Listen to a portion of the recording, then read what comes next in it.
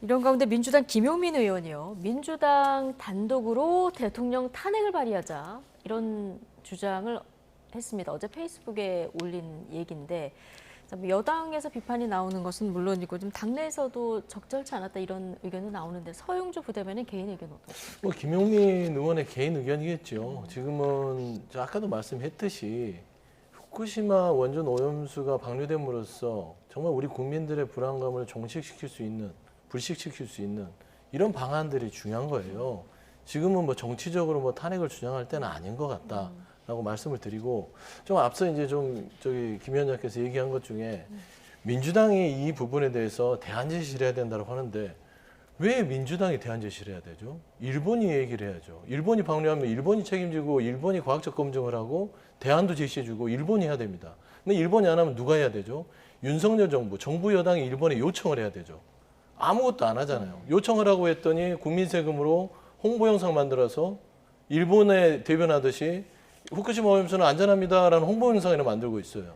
이러다 보니까 김용민 의원 자체도 탄핵 얘기를 하는 건데 이 탄핵의 단어는 옳지 않습니다. 네. 다만 아마 김용민 의원께서는 국민들, 더러 또 이런 부분에 있어서 되게 반감이 있는 국민들에게 심정적 탄핵을 얘기하지 않았냐. 그런 것이죠. 법률적인 어떤 탄핵을 얘기하는 것은 지금 뭐 이미 어떤 구성 요건도 안 되고요. 네. 맞지도 않지만 아마 이 후쿠시마 오염수 방류에 대해서 정부가 너무 일본 편만 들고 일본의 출장소냐라는 비판하는 국민들의 입장에서는 심정적으로 좀 그렇게 좀 표현을 한 것 같지만 당의 입장과는 거리가 있다. 거리가 좀 있다. 설명을 드립니다. 예, 심정적 탄핵을 표현한 것이다. 이렇게 말씀하셨지만 글을 보면은 168석으로 탄핵 발의하자. 민주당 단독으로 가능합니다. 이렇게 글을 올렸거든요. 어떻게 보셨습니까? 심정적 탄핵이면 마음속에만 가지고 계셨어야 되는데 말로도 하시고 SNS 쓰신 거면 진짜 탄핵하고 싶은 마음이겠죠. 저는 그게 이제 드러났다고 보고, 이번에 김용민 의원 입에서 탄핵이라는 말이 나오고 그밖에 소위 좀 극단적인 인사들 가운데서 탄핵이라는 말이 나왔다라고 하는 것에서 제가 뭐가 생각이 났냐면, 과거 2018년에 그 국민의힘 전신정당이었던 자유한국당이 지방선거에서 폭망하고 나서 광화문 집회를 나가서 문재인 탄핵을 외쳤던 그때랑 거의 비슷한 생각이 전 들었습니다. 앞서서 저희가 그 장외 집회를 하는 민주당에 대해서 이야기를 한 바가 있는데, 의석수 굉장히 많은 야당이잖아요. 얼마 전까지는 집권 여당이었었고요.